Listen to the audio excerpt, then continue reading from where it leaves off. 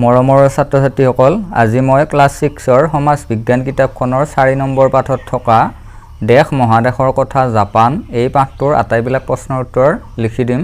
তোমালোকে উত্তৰবিলাক লিখি ল'বা আৰু মোৰ চেনেলটো সাবস্ক্ৰাইব কৰি ল'বা। তোমালোকৰ 6ষ্ঠ শ্ৰেণীৰ সমাজ বিজ্ঞান কিতাপখনৰ নাম হ'ল সমাজ বিচিত্ৰা স্বদেশ বিদেশৰ সমাজ পৰিচয় 6ষ্ঠ শ্ৰেণীৰ বাবে সমাজ বিজ্ঞানৰ পাঠ্যপুথি। এই পাঠটো তোমালোকৰ দুটা অনুশীলনী আছে, অনুশীলনী 1 আৰু অনুশীলনী 2। প্ৰথমতে মই অনুশীলনী 1ত থকা প্ৰশ্নবিলাকৰ উত্তৰ লিখি দিম, তোমালোকে লিখি ল'বা। 1 নম্বৰৰ ক নম্বৰ প্ৰশ্নটো হ'ল পৃথিৱীৰ মহাদেশবোৰৰ নাম কি কি? খ নম্বৰ সম্পূৰ্ণৰূপে দক্ষিণ গোলাৰ্ধত পৰা মহাদেশখনৰ নাম কি? গ নম্বৰ পৃথিৱীৰ দীৰ্ঘতম পৰ্বতমালাৰ নাম কি? এতিয়া মই একাদিক্ৰমে এই প্ৰশ্নবিলাকৰ উত্তৰবিলাক লিখি দিম। অনুশীলনী 1 নম্বৰৰ ক নম্বৰ পৃথিৱীৰ মহাদেশবোৰৰ নাম কি কি? এতিয়া উত্তৰটো হ'ল পৃথিৱীৰ মহাদেশবোৰৰ নাম হ'ল এছিয়া, ইউৰোপ, আফ্ৰিকা, উত্তৰ আমেৰিকা, দক্ষিণ আমেৰিকা, ওচেনিয়া আৰু এণ্টাৰ্কটিকা বা কুমেৰু মহাদেশ। এইবাৰ 1 নম্বৰৰ খ নম্বৰ প্ৰশ্নটো হ'ল সম্পূৰ্ণৰূপে দক্ষিণ গোলাৰ্ধত পৰা মহাদেশখনৰ নাম কি? উত্তৰ এণ্টাৰ্কটিকা বা কুমেৰু মহাদেশ। এণ্টাৰ্কটিকা মহাদেশক কুমেৰু মহাদেশ বুলিও কোৱা হয়। এইবাৰ 1 নম্বৰৰ গ নম্বৰ প্ৰশ্নটো হ'ল পৃথিৱীৰ দীৰ্ঘতম পৰ্বতমালাৰ নাম কি? উত্তৰ এণ্ডিছ পৰ্বতমালা। এনেকৈ তোমালোকে চমুকৈ লিখিলে হ'ব। সম্পূৰ্ণ বাক্যটোও তোমালোকে লিখিব পাৰা। এইবাৰ 1 নম্বৰৰ ঘ নম্বৰ প্ৰশ্নটো হ'ল পৃথিৱীৰ আটাইতকৈ ডাঙৰ মৰুভূমি কোনখন? উত্তৰ আফ্ৰিকাৰ সাহাৰা মৰুভূমি। এইবাৰ 1 নম্বৰৰ ঙ নম্বৰ প্ৰশ্নটো হ'ল পৃথিৱীৰ আটাইতকৈ দীঘল নদীখনৰ নাম কি? উত্তৰ নীল নদী। ইয়াৰ পিছত 1 নম্বৰৰ প্ৰথম ছ নম্বৰটো পৃথিৱীৰ আটাইতকৈ বহল নদীখনৰ নাম কি? উত্তৰ আমাজন। এইবাৰ 1 নম্বৰৰ দ্বিতীয় ছ নম্বৰ প্ৰশ্নটো হ'ল পৃথিৱীৰ আটাইতকৈ ডাঙৰ মহাদেশখনৰ নাম কি? উত্তৰ এছিয়া মহাদেশ। এইবাৰ 2 নম্বৰত দিয়া আছে চমু টোকা লিখা। ক নম্বৰ এছিয়া মহাদেশ, খ নম্বৰ ইউৰোপ মহাদেশ, গ নম্বৰ আফ্ৰিকা মহাদেশ, ঘ নম্বৰ উত্তৰ আমেৰিকা। এতিয়া মই এই 2 নম্বৰত থকা চমু টোকাকেইটা লিখি দিম। 2 নম্বৰ চমু টোকা লিখা ক নম্বৰ এছিয়া মহাদেশ। এতিয়া মই ইয়াতে এছিয়া মহাদেশৰ বিষয়ে চমুকৈ লিখিছোঁ। এছিয়া হ'ল পৃথিৱীৰ বৃহত্তম মহাদেশ। পৃথিৱীৰ মুঠ মাটিভাগৰ 3/1 অংশ এই মহাদেশখনে সামৰি আছে। মহাদেশখনৰ দক্ষিণ অংশৰ মাজেৰে পূবা পশ্চিমাকৈ কৰ্কট ক্ৰান্তি ৰেখা গৈছে। হিমালয় পৰ্বতমালা আৰু উৰাল পৰ্বতমালা এছিয়া মহাদেশত অৱস্থিত। এইবাৰ 2 নম্বৰৰ খ নম্বৰ ইউৰোপ মহাদেশ। ইউৰোপ মহাদেশখন এছিয়া মহাদেশৰ পশ্চিমে অৱস্থিত। এই মহাদেশখন এছিয়া মহাদেশতকৈ ভালেখিনি সৰু। ইউৰোপ মহাদেশৰ উত্তৰ অংশৰ মাজেৰে পূবা পশ্চিমাকৈ গৈছে সুমেৰু বৃত্ত। মহাদেশখনৰ তিনিওফাল পানীৰে আগুৰা। ইয়াৰ পিছত আছে 2 নম্বৰৰ গ নম্বৰ আফ্ৰিকা মহাদেশ। আফ্ৰিকা মহাদেশ পৃথিৱীৰ দ্বিতীয় সৰ্ববৃহৎ মহাদেশ। এইখনেই একমাত্ৰ মহাদেশ যাৰ মাজেৰে কৰ্কট ক্ৰান্তি, মকৰ ক্ৰান্তি আৰু বিষুৱ ৰেখা পাৰ হৈ গৈছে।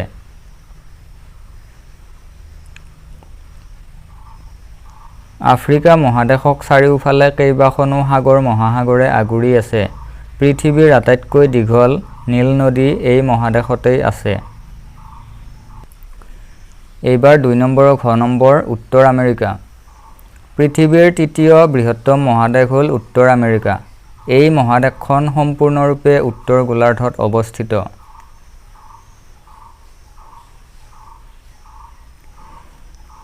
এক ঠেক ভূখণ্ডৰে এই মহাদেশখন দক্ষিণ আমেৰিকাৰ লগত লগ লাগি আছে। ৰকি উত্তৰ আমেৰিকাৰ উল্লেখযোগ্য পৰ্বতমালা। উত্তৰ আমেৰিকা মহাদেশখনক 3খন মহাসাগৰে আগুৰি আছে। তোমালোকে যদি মোৰ চেনেলটো সাবস্ক্ৰাইব কৰা নাই তেনেহলে চেনেলটো সাবস্ক্ৰাইব কৰি লবা আৰু ভিডিওটো লাইক কৰি দিবা লগতে ভিডিওটো তোমালোকৰ বন্ধু-বান্ধৱীক শেয়াৰ কৰি দিবা এইবাৰ আমি 2 নম্বৰ অনুশীলনীত থকা প্ৰশ্নবিলাকৰ উত্তৰবিলাক আলোচনা কৰিম 2 নম্বৰ অনুশীলনীত থকা প্ৰশ্নবিলাক হ'ল 1 নম্বৰৰ ক নম্বৰ জাপান দেশখনৰ দুটা প্ৰধান বিশেষত্ব উল্লেখ কৰা খ নম্বৰ জাপান দেশখন গঠিত হোৱা দ্বীপবোৰৰ ভিতৰত কোনটো আটাইতকৈ ডাঙৰ গ নম্বৰ জাপানৰ এখন সমতল ভূমিৰ নাম লিখা এতিয়া এই গোটেইবিলাক প্ৰশ্নৰ উত্তৰ মই লিখি দিম তোমালোকে একাধিক্ৰমে লিখি লবা অনুশীলনী 2 1 নম্বৰৰ ক নম্বৰ জাপান দেশখনৰ দুটা প্ৰধান বিশেষত্ব উল্লেখ কৰা উত্তৰ জাপান দেশখনৰ দুটা প্ৰধান বিশেষত্ব হ'ল 1 নম্বৰ জাপান এখন সম্পূৰ্ণভাৱে দ্বীপ দেশ প্ৰায় 14000 দ্বীপৰ সমষ্টি জাপান 2 নম্বৰ বৈশিষ্ট্য হ'ল বা বিশেষত্ব জাপানৰ মুঠ মাটিকালিৰ প্ৰায় 65% অৰণ্যই আৱৰি আছে এই দুটা হৈছে জাপানৰ বিশেষত্ব আৰু আছে তোমালোকক দুটা লিখিবলৈ কৈছে সেইকাৰণে মই ইয়াতে দুটা লিখি দিছো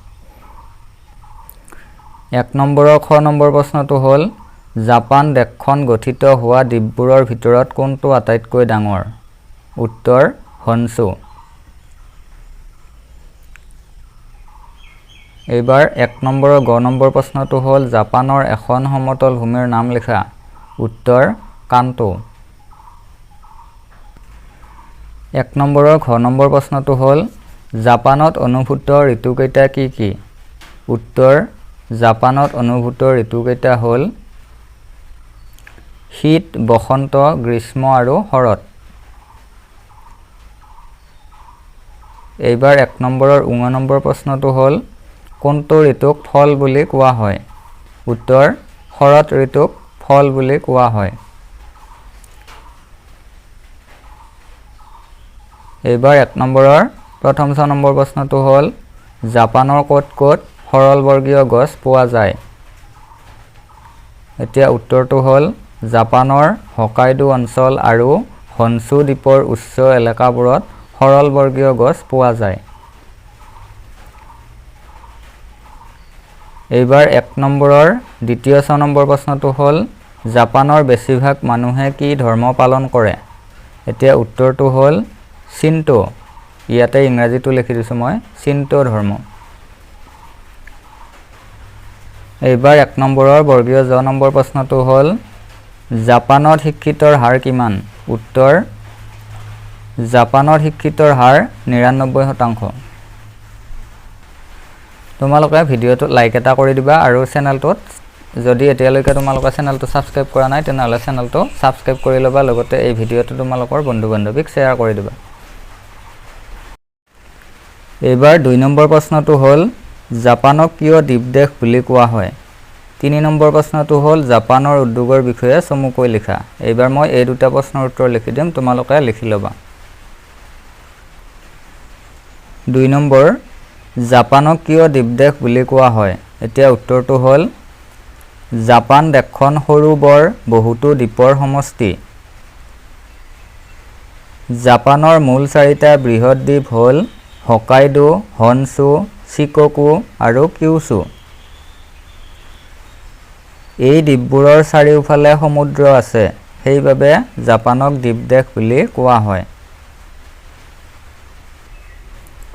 3 নম্বৰ প্ৰশ্নটো হ'ল জাপানৰ উদ্যোগৰ বিষয়ে চমুকৈ লিখা মই একেবাৰে চমুকৈ লিখি দিছো ইয়াৰ পৰা তোমালোকে লিখি লবা উত্তৰ জাপান এখন উদ্যোগ প্ৰধান ৰাষ্ট্ৰ ইয়াৰ উদ্যোগবোৰৰ ভিতৰত লৌতিখাৰ উদ্যোগ জাহাজ উৰাজাহাজ আৰু মটৰ নিৰ্মাণ উদ্যোগ